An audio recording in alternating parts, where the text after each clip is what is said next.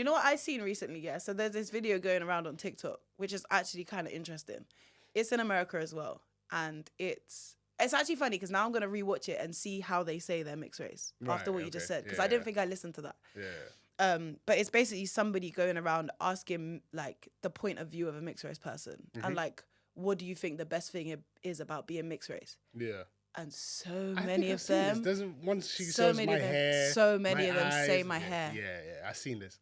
And I'm like, is that but it? wasn't one of them not actually mixed race? She just looked mixed race. I have no idea. I only saw a few, but there's a lot of the videos. Yeah. But yeah, hair was a big thing. But that's because like, I think because so many other people make it a big thing. Yeah. It's hard to not be like, oh well, my hair is amazing because everybody else loves it. For sure. Like if everyone else is fantasizing over something, then clearly it must be a good thing. Yeah. And I think because it was mainly the girls that was saying it though. Yeah. Like there were some guys that said it, but it was mainly the girls that would say, "Oh yeah, well my hair." Anything else? But anything else? Yeah. But then you never really know like as a mixed race person if they have both sides. Yeah. Because there are a lot of people that don't actually have access to both sides, and people just assume they do. It's true.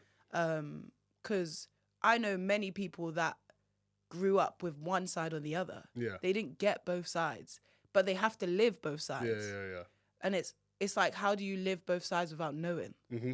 If my dad wasn't around, I would have no clue.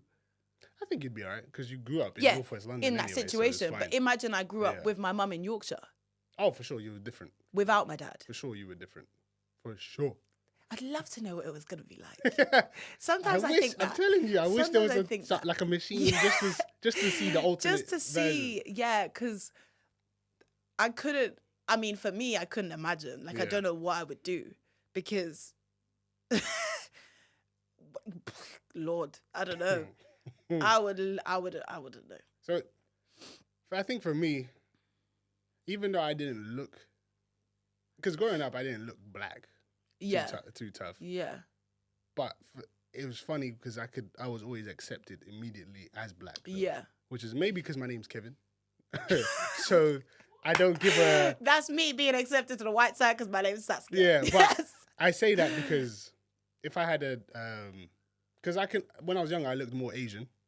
Mm-hmm. So if I had a more Asian name, I would have given you black and Indian too. Right, you get what I'm saying? But because my name's Kevin, they're like, okay, he's most likely not from that part of the world. Yeah. So it gave them more of, okay, he's likely black or mixed race. Even though obviously as kids we never care. Yeah, no. Where are you from? Yeah. It's a subconscious thing. Yeah. But like growing up, I think 99% of my best friends were black.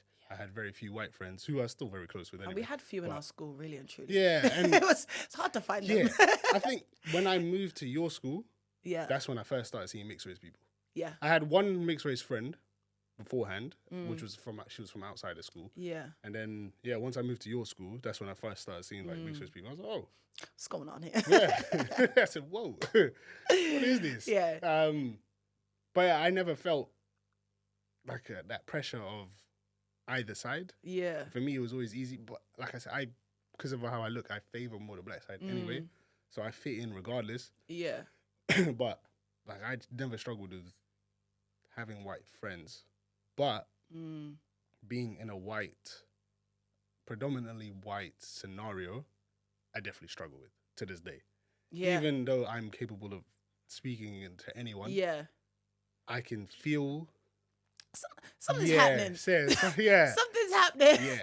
Even me, half white, something's happening. Because like I guess it's this stereotypical statement from a mixed race person that like even in a white space they're calling me black, but in a black space they're calling me white. So either way, something's happening.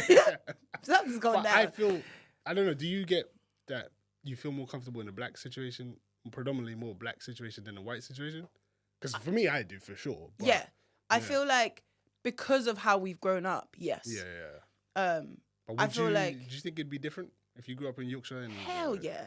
You'd feel more comfortable in the white space? Have to. Or would you be more accepted in the white space? No.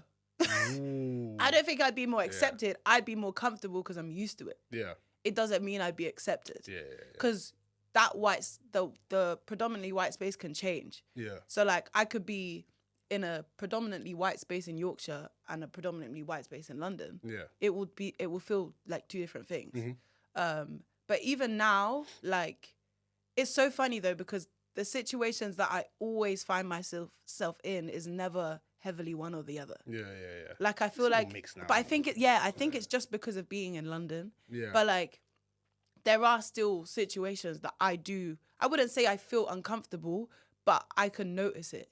Yeah. Like, I could be in a space, like, and I would think, like, I'm the only mixed race person here. Yeah. But it would never be something that I would act on. I just know I've thought about it. Yeah. Whereas some spaces I wouldn't even think about it. Right. Whereas, like, and then if I go into a white space, I'm like, oh, again, I'm the only mixed race person. Yeah. It's the same thought. It's mad. Yeah. It doesn't matter what side I'm on. It's the same thought. So it's like, I'll just be like, oh, okay, well, I either use this to my advantage or I don't. That's the only thing I could do. I could just be me. Yeah.